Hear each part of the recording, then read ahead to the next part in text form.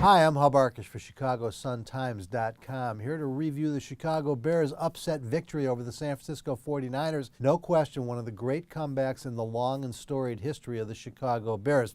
It's tough to make too much out of it as far as what we can expect from the Bears going forward, though. It's hard to say just how good this Bears football team is, because while they were heroic and while they absolutely deserved the win, particularly Brandon Marshall and Jay Cutler coming up big, Kyle Fuller on defense, the bottom line is if the San Francisco 49ers don't turn the ball over 4 times and commit 16 penalties, the Bears aren't even in the football game. So this is the true glass half full or glass half empty win.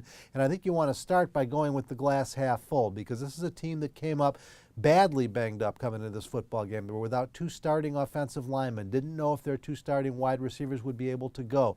They both did, and of course Marshall had a huge game, but Alshon Jeffrey was clearly limited. Some people haven't even remembered that they were without their number 3 wide receiver in Josh Morgan. And then defensively, it was like a mash unit throughout the game. I was on the sidelines for Westwood on radio. We kept getting reports of one more Bear going down for the game. It seemed like every 5 minutes. First it was Sherrick McManus, who was the number 3 cornerback, when you remember that Kelvin Hayden was released from the team on the Friday before the game to add extra wide receivers to the roster. Then Trevor Scott, number 4 defensive end, goes down, and then it got really serious as Charles Tillman went down, leaving the Bears with just 2 cornerbacks healthy on the field, and finally Jeremiah Ratliff went out for concussion syndrome. The Bears at the end of the game shouldn't have had enough bodies on the field to even finish, let alone create the great comeback that they did. So tons of points for the Bears on character, on courage, on staying with it, and incredible talent. You'll look back at Brandon Marshall's first touchdown. The one-handed grab at the end of the first half could very well be a season saver. It was as good a play as you'll see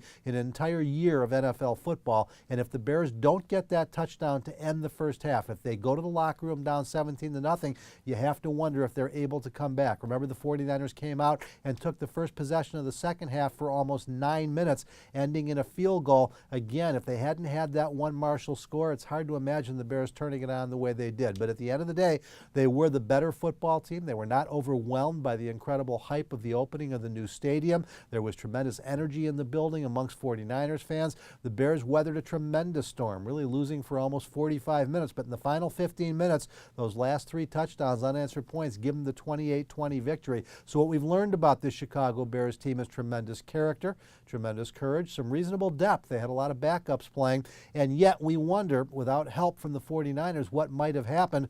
I guess we'll find out more about that next Monday night when they play in prime time again against the New York Jets. For now, this one again, one of the great comeback victories in the history of the Chicago Bears, and tremendous credit in particular to Brandon Marshall, Jay Cutler, and Kyle Fuller. They're the stars of this game, and of course Mark Trestman for keeping them in there when it would have been easy to hang it up. For ChicagoSunTimes.com, I'm Arkush, and for the best sports 24/7, you want to stay right here.